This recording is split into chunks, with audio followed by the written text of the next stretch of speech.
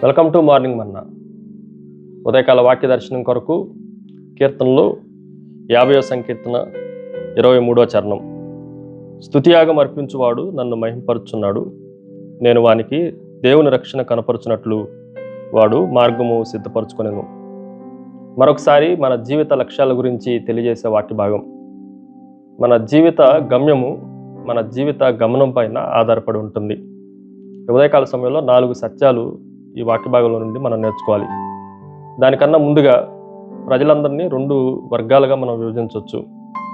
ఒకళ్ళు దేవుణ్ణి మరచువారులారా అని రాయబడింది. 22వ చరణంలో దేవుణ్ణి మరచువారులారా అని రాయబడింది. 23వ వచనంలో దేవుణ్ణి మహిమపరచువారులారా అని రాయబడతా వచ్చింది.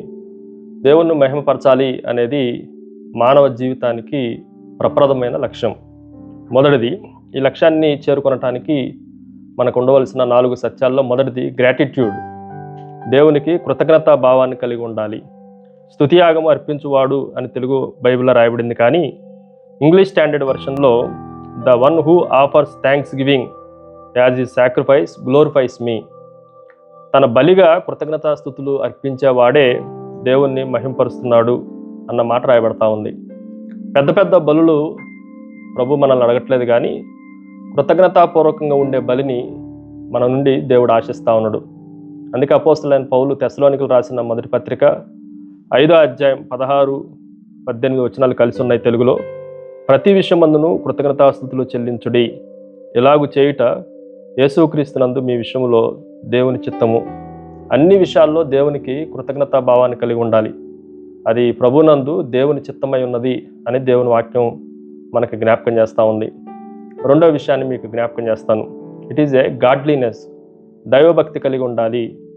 దైవభక్తి ఏంటి అని మనం ఆలోచన చేస్తే ఇదే భాగంలో రాయబడినట్లుగా, నేను వానికి దేవుని రక్షణ కనపరుచున్నట్లు. దేవునికి ఒక స్టాండర్డ్ ఉంది. దేవుని స్టాండర్డ్ ఏంటి అని అంటే సాల్వేషన్. దేవుని స్టాండర్డ్కి విరుద్ధంగా ఉన్నది ఏంటి అని అంటే పాపం, సిన్ను. సాల్వేషన్ దేవుని స్టాండర్డ్ అయితే sin opposite to the God standard. ఉదయకాల సమయంలో దేవుని రక్షణ పొందుకొనటం అనేది దేవుని ప్రమాణానికి సాదృశ్యంగా ఉంది. మూడో విషయాన్ని మీకు జ్ఞాపకం చేస్తాను. ఇట్ ఈజ్ ఏ గైడెన్స్, మార్గదర్శకము, నడిపించటం.